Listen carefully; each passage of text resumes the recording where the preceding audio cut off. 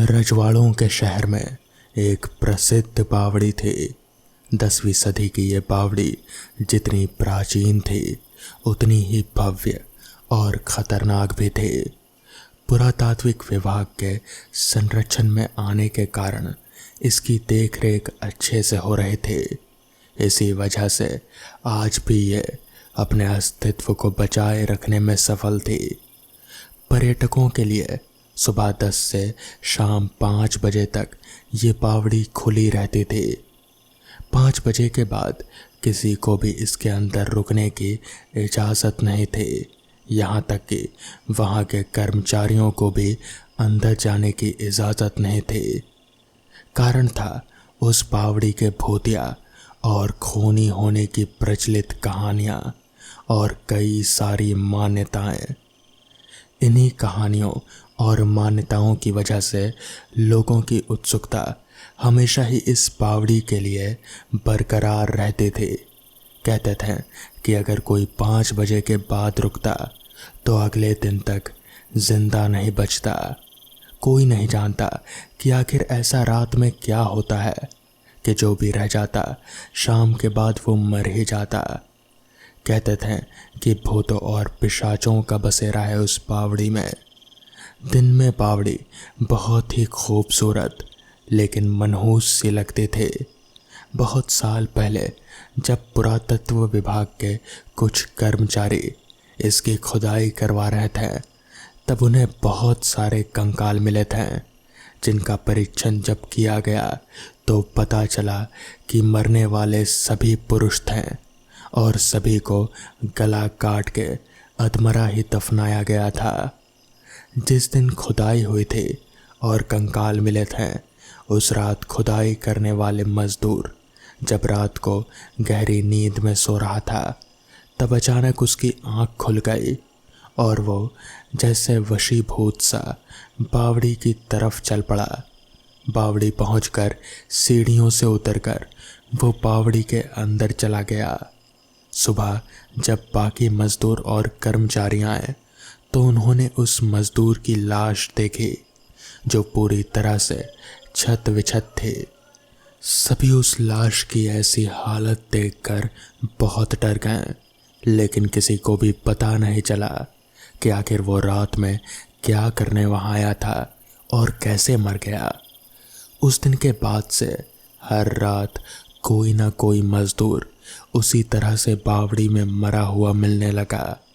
ये देखकर पुरातत्व वालों ने खुदाई का काम बंद करवा दिया। दिन में भी अब अजीब अजीब तरह की घटनाएं घटने लगी थी। किसी किसी को लगता कि कोई उसे पुकार रहा है तो कभी लगता कि कोई उनके साथ साथ चल रहा है। कभी किसी को लगता किसी ने कसकर पकड़ रखा है। कभी कभी तो किसी किसी को कोई अदृश्य शक्ति उठाकर पटक तक देती थी। इतनी सारी मौत और अब इन अजीब घटनाओं की वजह से बावड़ी बंद कर दी गई थी।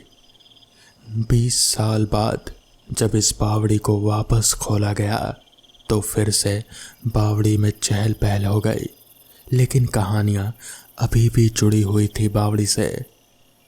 एक दिन पंकज और सुधीर ने बावड़ी के रहस्य जानने की ठानी और 5 बजे के बाद चुपचाप वहीं बावड़ी में छुपे रहे। 5 बजे जब सब लोग चले गए और बावड़ी में ताला लग गया तब पंकज और सुधीर चुपचाप निकलकर बावड़ी में खोजबीन करने लगे। धीरे धीरे अंधेरा गिरने लगा और पूरी बावड़ी में स्याह अंधेरा छा गया।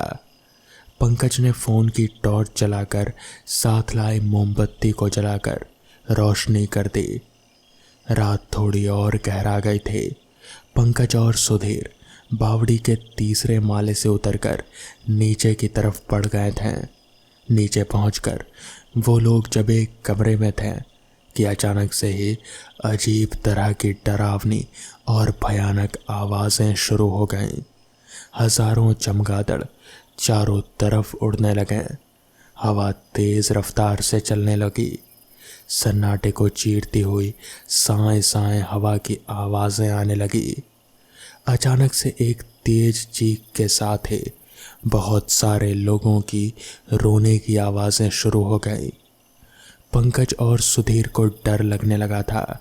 अचानक ही पंकज की पकड़ी हुई मोमबत्ती की लौ बहुत तेज फड़फड़ाने लगी और फिर ऐसा हुआ कि किसी ने जैसे जोर से फूंक मार कर बुझा दिया। अब पंकज और सुधीर बहुत ही घबरा गए कि अचानक किसी ने सुधीर को पकड़कर हवा में उछाल दिया। तेज चीख के साथ सुधीर जमीन पर आ गिरा। जब तक पंकज उसे संभालता तब तक किसी ने उसे जकड़ लिया। अपने को किसी तरह से छुड़ाते हुए पंकज ने खुद को संभाला और फिर सुधीर की ओर बढ़ा। लेकिन तभी फिर से किसी ने पंकज को जोर से धक्का दिया और वो लड़खड़ाते हुए पीछे की दीवार से टकरा गया। दीवार से टकराकर पंकज के सिर से खून बहने लगा।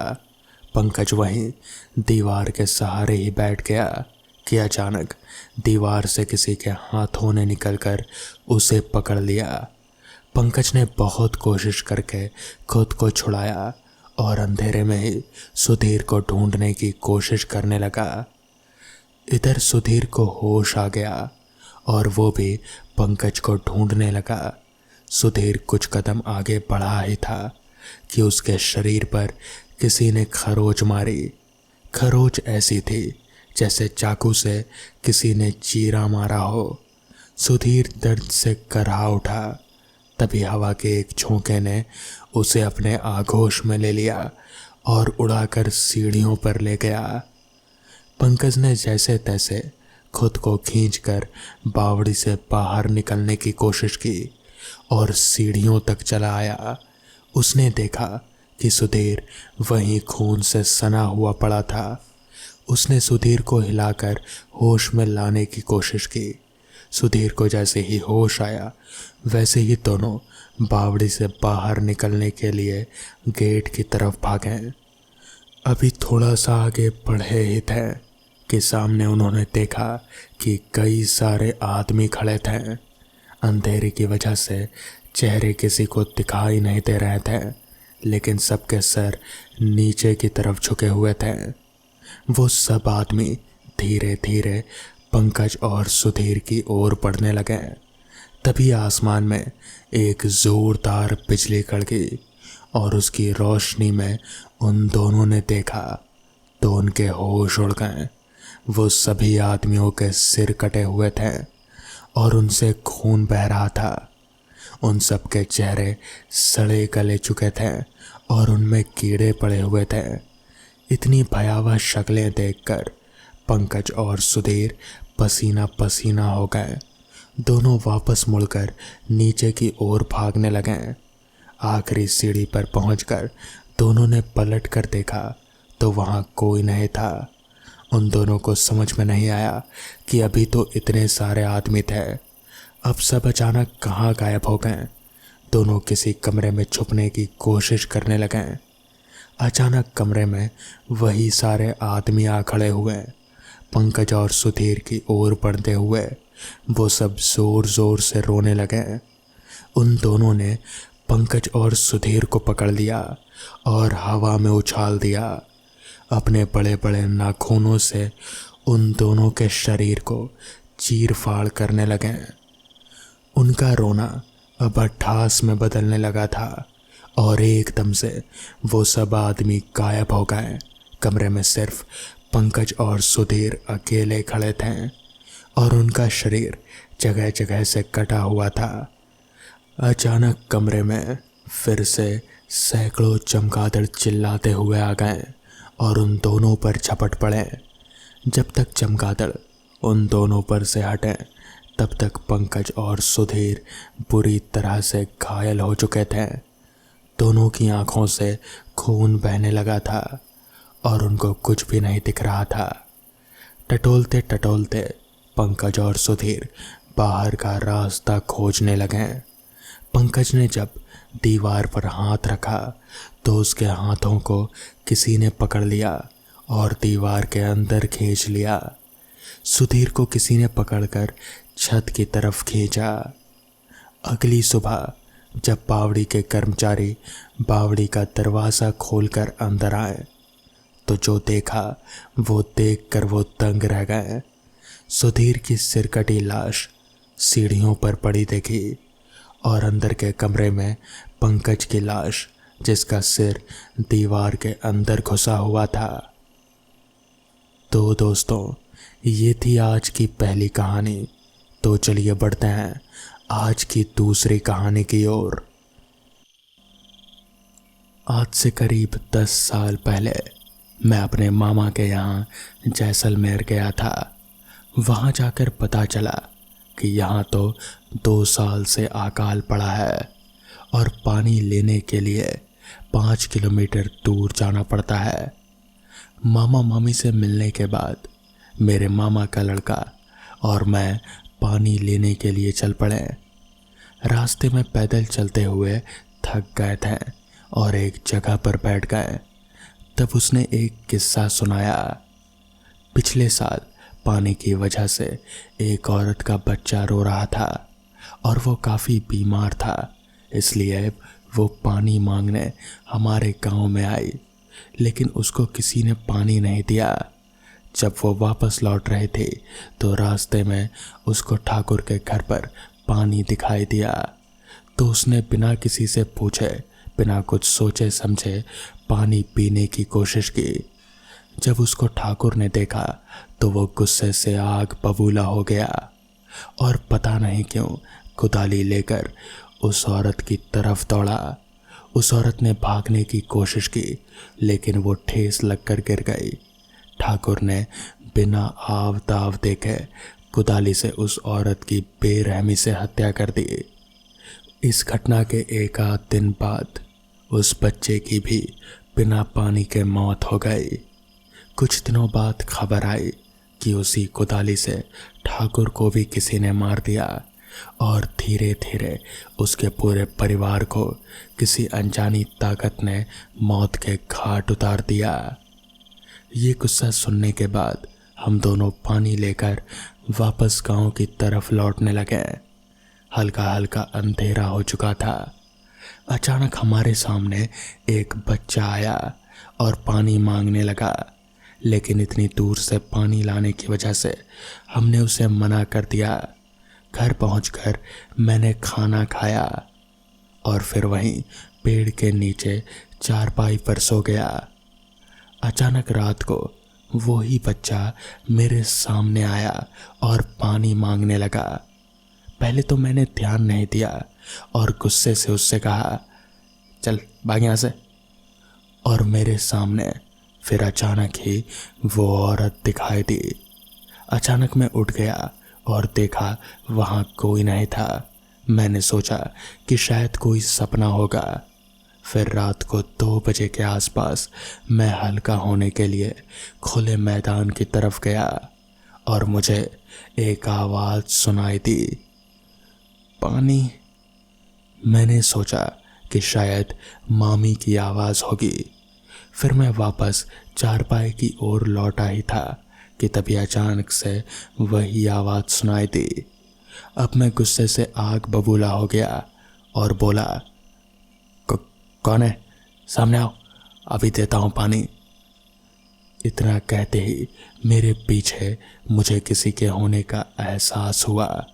मैंने पीछे मुड़कर देखा तो एक औरत कुदाली लेकर खड़ी थी। मैं डर के मारे बहुत जोर से भागा और रास्ते में एक पत्थर से ठोकर लगने की वजह से नीचे गिर गया। उसके बाद वो हुआ जिस चमत्कार की मुझे कभी उम्मीद ही नहीं थी। उस रात हल्के बादल थे और अचानक ही कुछ पानी की बूंदें उस औरत पर पड़ी और वो औरत एकदम से गायब हो गई। मैं अपनी जान बचाने के लिए प्रभु को धन्यवाद देने लगा। अगले दिन ही सुबह जल्दी 5 बजे मैंने अपने घर मकराना जाने की ठान ली। मैं अपने मामा मामी को बिना बताए ही निकल पड़ा। स्टेशन पर पहुंचा और वहां बैठे हुए मैंने देखा कि एक बच्चा रो रहा था। मैं घबरा गया, लेकिन वही औरत मेरे पास आई और पानी मांगने लगी। हालांकि मुझे पानी की ज़रूरत थी, लेकिन मैंने अपनी बोतल से उस औरत और उस बच्चे को पानी पिला दिया। उसके बाद वहाँ ट्रेन आ गई और फिर मैं ट्रेन में बैठकर अपने घर पहुँच गया।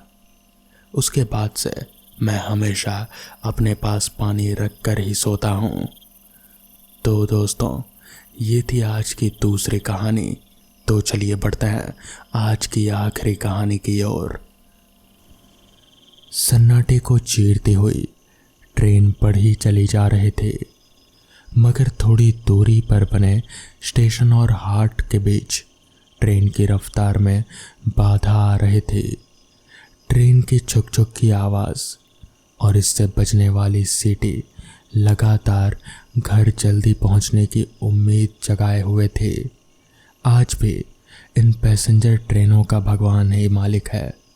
एक तो छोटी लाइनों की इन ट्रेनों के स्टॉपेज बहुत पास पास होते हैं, दूसरा इंजन जब चाहे ख़राब हो जाता है। आज भी ट्रेन का इंजन क्या ख़राब हुआ, जैसे मुसीबत ही आ गई। आज ये ट्रेन 3-4 घंटे लेट हो चुकी थी। उस पर डिब्बे की लाइट गुल थी। अंदर और बाहर घुप अंधेरा था। ट्रेन के डिब्बे की सवारियां भी धीरे धीरे स्टेशनों पर उतरती जा रही थी। तभी विजय ने देखा डिब्बा पूरा खाली हो चुका है। ट्रेन अपने आखिरी पड़ाव पर पहुंचने वाली थी। रात के लगभग 9 बज चुके थे। घड़ी में ठीक ठीक समय देख पाना मुश्किल था। पिछले स्टेशन की मंद रोशनी से बस अंदाजा ही लग पाया। एक बुजुर्ग व्यक्ति कंबल ओढ़े उस स्टेशन से चढ़ा और विजय बाबू के पास वाली सीट पर बैठ गया। विजय बाबू के मन में उसे देखकर कुछ तसल्ली हुई कि चलो कोई तो पास बैठा है। तभी विजय ने उससे पूछा, बाबा कहाँ जाना है? पर बाबा ने कुछ जवाब नहीं दिया। विजय बाबू ने फिर से कहा, आज सर्दी पड़ी है ना, और ऊपर से ये ट्रेन भी लेट हो गई। पता नहीं घर कब और कैसे पहुँचेंगे। हाँ, सही कहा बेटा विजय तुमने। तुम्हारा घर तो स्टेशन से 3-4 किलोमीटर दूर भी है और ऊपर से रास्ता भी खराब है। बुजुर्ग के मुंह से अपना नाम सुनकर विजय एकाएक चौंका। उसने कहा, लेकिन बाबा तुम मेरा नाम कैसे जानते हो? अरे छोड़ो बेटा, मैं तुम्हारे घर गांव को भी जानता हूँ। अब उतरो, स्टेशन आ चुका है। अंदर से घबराए विजय को अंधेरे और बुजुर्ग व्यक्ति से कुछ डर सा लगने लगा। कंपिल रोड स्टेशन पर ट्रेन का स्टॉपेज सिर्फ 2 मिनट का था। हाँ, लेकिन बाबा आपको जाना कहाँ है? तुम्हारे साथ ही चलना है बेटा। मेरे साथ? हाँ, एक परिचित की मौत हो गई है, उसे देखने जाना है। चलो, अब तुम्हारा साथ हो गया तो दूरी का पता नहीं चलेगा। ट्रेन सीटी बजाती हुई जा चुकी थी। स्टेशन पर उतरकर वो दोनों आगे बढ़ने लगे। विजय को अंधेरे सन्नाटे के अलावा और कुछ भी दिख नहीं पा रहा था। तभी अचानक से कुत्तों के रोने की आवाज़ सुनाई दी।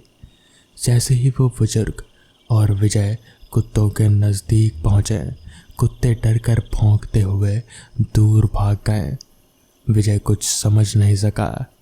पटरी के सहारे बनी पगडंडी पर विजय और वो बूढ़ा व्यक्ति कंबल लपेटे आगे बढ़े चले जा रहे थे। रात में ना तो पगडंडी और ना ही बूढ़ा दिख रहा था। विजय को एक छाया का बस एहसास हो रहा था।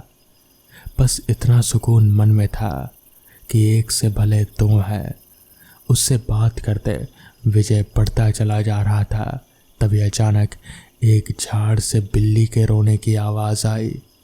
जैसे जैसे वो आगे बढ़ता जा रहा था, आवाज़ और तेज होती जा रहे थे।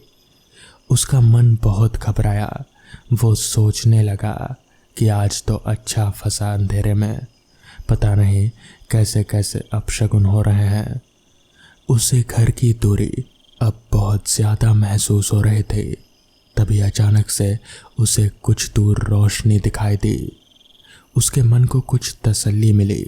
सोचा पटरी के किनारे चलो कोई तो मिला।